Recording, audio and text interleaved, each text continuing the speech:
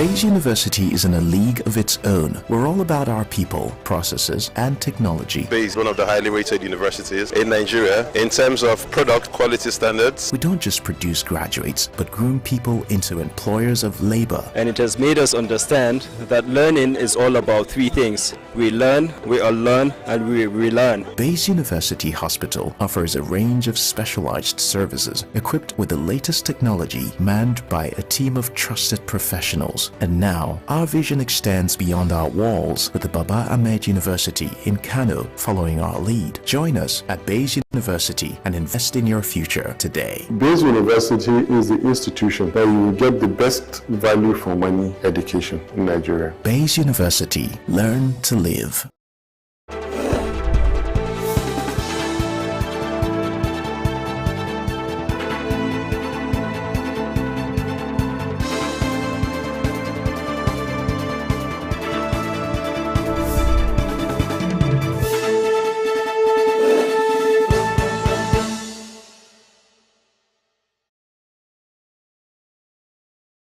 Nigeria and around the world to meet the news on global television, coming to you live from the nation's capital, Abuja.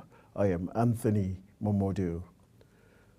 We would like to remind you that global television is on DSTV channel 365. The Northwest Caucus of the House of Representatives has commended President Bola Ahmed Tinubu for signing the Northwest Development Commission bill into law. They made the commendation at a press conference held at the National Assembly. Leader of the caucus, Representative Sada Soli Jibia, says by assenting to the bill, the president has demonstrated good leadership and proven to be a man of his words. Imo State Governor Hope Uzodinma says the death of Emmanuel Iwuanyanwu, President General of the Igbo Apex Social Cultural Group, Ohanaeze Ndigbo, as one of that has affected both the Southeast and Nigeria as a country. Instead, the affairs of Ohanaeze Ndigbo until death. As President General of Ohanaeze Ndigbo, he reached out to the West, reached out to the North, reached out to the Middle Belt, preaching unity and reconciliation for the development of our nation. Haji Agaba was a great man, a man I respected so much. I pray Almighty God will show mercy to him, and his mercy, his soul will rest in peace. Adieu for us that he left behind, and all those that will be touched by his death. May God grant us the fortitude to bear the loss. The governor, who is also the chairman of the Progressive Governors Forum, stated that the late Iwuanyanwu recorded tremendous achievements in several fields of human endeavors while working tirelessly for the growth and development of the region and Nigeria. Emmanuel Iwuanyanwu in his lifetime had made critical impact cutting across politics, aviation, insurance, media, sports, and others.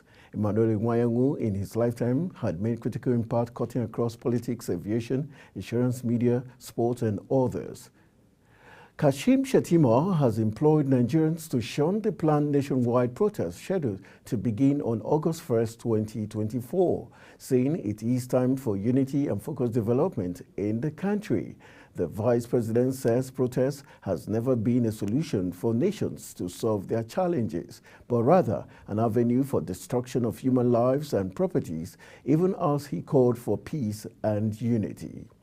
Senator Shettima says while he was the special guest of honor when the Shehu of Borno, His Royal Highness Alhaji Dr. Abubakar Ibn Umar Garba Al-Amin El-Kanami gave out 4 of his daughters in marriage at a wedding ceremony in Maiduguri, the Borno state capital.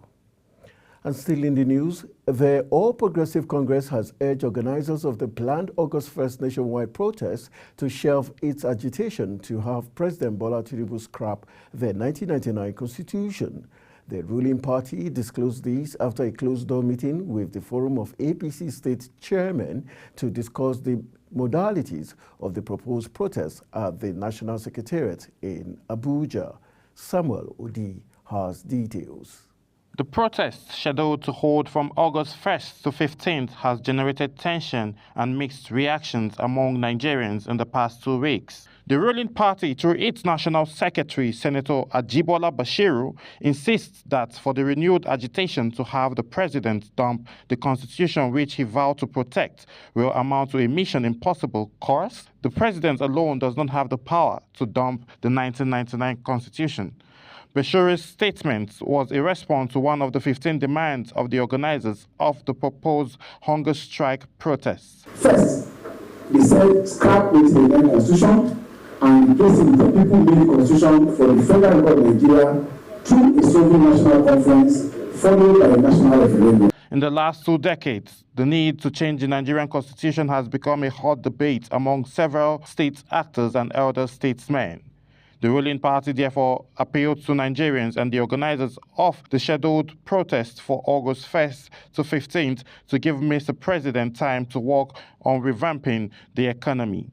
Samuel Odi reporting for Global Television News. The Northeast Development Commission has distributed prosthetic limbs, crutches, and wheelchairs to 180 people with disabilities in Borno State. Speaking at the distribution ceremony in Maiduguri, the Commissioner Managing Director Mohammed Al-Khali says the initiative was part of efforts to promote inclusivity and empowerment for people living with disabilities.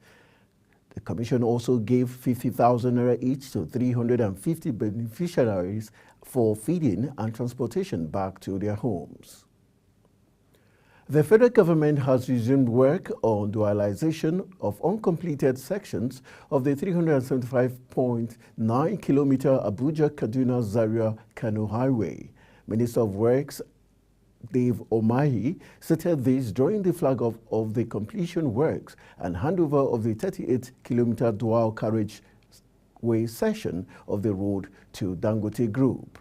Omahi, in a statement by his special advisor on media, Oji Uchenna Oji, charged the 3 companies handling the 3 sessions to show absolute devotion to the completion of the project. The National Association of Nigerian Students, NANS, has commended the Minister of Interior, Olubunmi Tunji Ojo, for his outstanding efforts in promoting peace among the student community.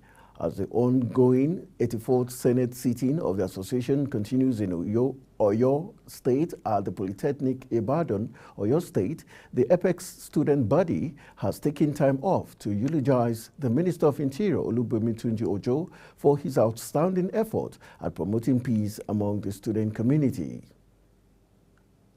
Abuja original inhabitants under the ages of the Abuja Aborigines Network has thrown their weight against the planned nationwide protest slated for August the 1st. President of the 6,000-member-strong network, Dr. Donald Amagbo, sought the dialogue instead of protest while speaking after an anti-protest town hall meeting called by the FCT Minister Nyesom Wike in Abuja.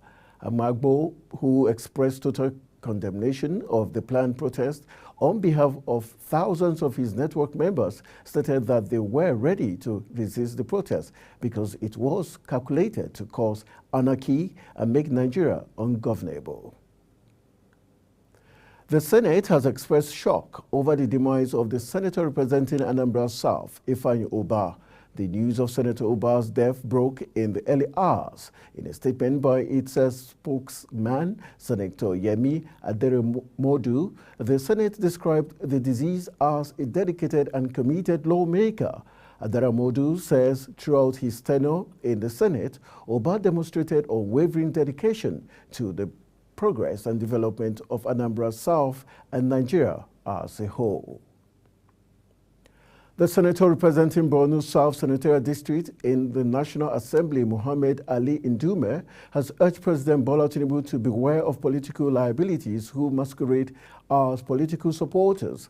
The former Senate whip, who gave the advice in a statement, specifically urged Tinubu to be wary of the Daniel Bwala, a former critic of the President and All Progressive Congress.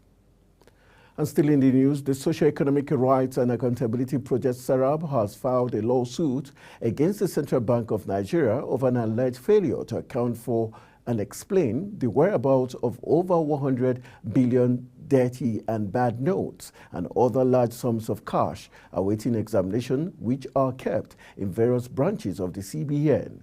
In the suit filed last week at the Federal High Court, Lagos, SERAP says it is asking the court to direct and compare the CBN to explain the whereabouts of the over 100 billion dirty and bad notes kept in various branches of the Apex Bank since 2017.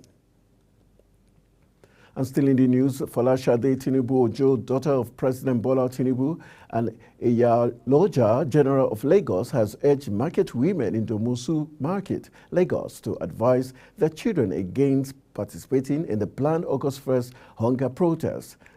Tinubu Ojo spoke with market women in Yoruba, urging them to warn their children about the dangers of protesting, citing the destruction caused by the previous protests, including the End SARS demonstration. She emphasized that the Lagos State government has made significant progress and deserves support. Tinubu Ojo also noted that the federal government, headed by her father, should be given time to prove itself before being criticized. You're watching Midday News coming to you live from Nigeria's capital, Abuja. We're on DSTV channel 365 and StarTimes channel 276. Kindly follow us on all social media platforms using @GlobalTVNG and other handles now showing on your screen. When Midday News returns, federal government announces new financing for health sector.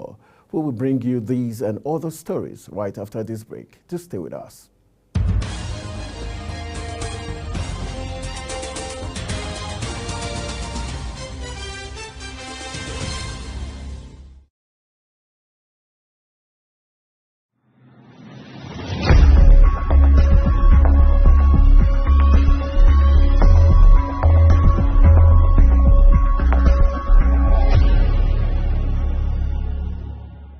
The Governor of Imo State, His Excellency Senator Hope Uzodinma CON, on behalf of the government and the people of the state, most warmly welcomes President Bola Ahmed Tinubu and traditional rulers from all the southern states to Owerri on the occasion of the inauguration of the Southern Nigeria Traditional Rulers Council. Date 30th July 2024. Venue Rockview Hotel, Owerri. Time 12 noon.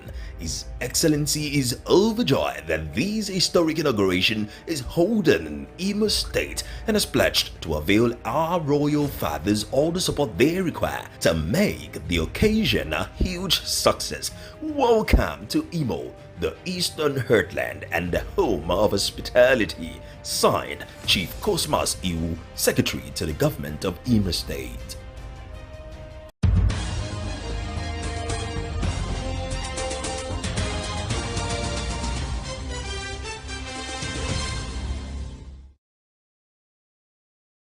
Come back from the break. This is Global Television bringing you live broadcast of Midday News. Thank you for staying with us.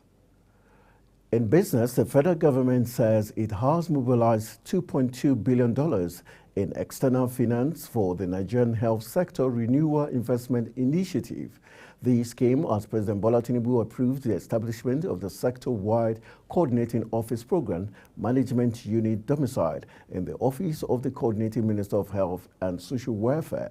The federal government, in a statement signed by the Tinubu Special Advisor on Media and Publicity, Ajuri Ngelale, says the move is to ensure efficient, transparent, and accountable management of external grants mobilized towards the implementation of the Nigerian Health Sector Renewal Investment Initiative. The Central Bank of Nigeria has disbursed $148 million to 29 authorized dealers as part of steps to stabilize the foreign exchange market amid the recent free fall of the naira.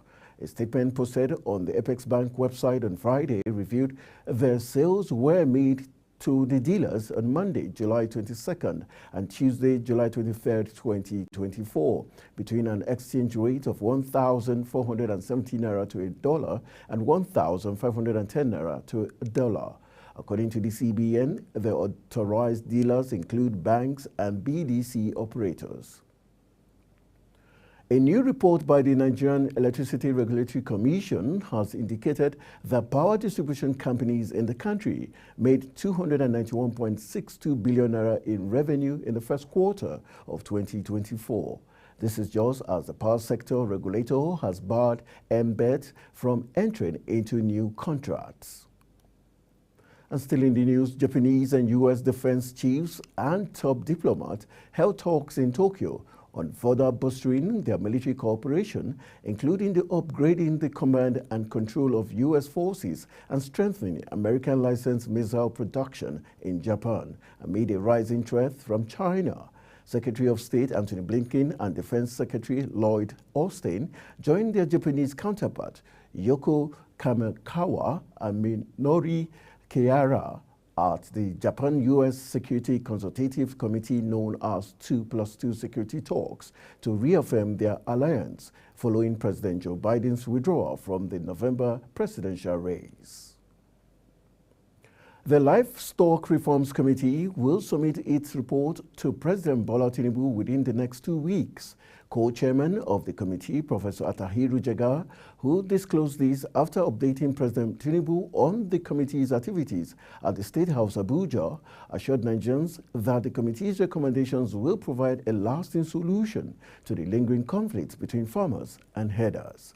Queen Agaba has details. The beginning of the 21st century witnessed an expansion of the agriculturist population and its cultivated land at the expense of pastoral lands in northern Nigeria. The co-chairman Livestock Reforms Committee, Atahiru Jega, acknowledged the challenges and the herders farmers, but emphasized that the committee is focused on getting it right. He highlighted the readiness of various stakeholders in the livestock sector to partner and engage in ensuring sustainable solutions. He added that the report will add tremendous value to the livestock sector and mitigate associated crises. So Nigerians should expect from our committee recommendations that, if successfully implemented, could add tremendous value in terms of achieving those defined objectives of opening up the opportunities in the livestock sector and also helping mitigate crises and conflicts which are associated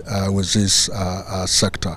Minister of Agriculture and Food Security, Senator Abubakar Kyari, expressed excitement and optimism about President Tinubu's bold initiative on livestock reforms, praising the appointment of Professor Atahiru Jega as co-chair, citing his integrity and commitment. The minister expressed confidence that the report will yield immediate short-term and long-term solutions to the challenges facing the livestock industry. Because there is so much potential when you unbundle the livestock sector, and there is the value chain that would create enormous wealth, creation of jobs, and most importantly, nutrition for the food security aspect of the country.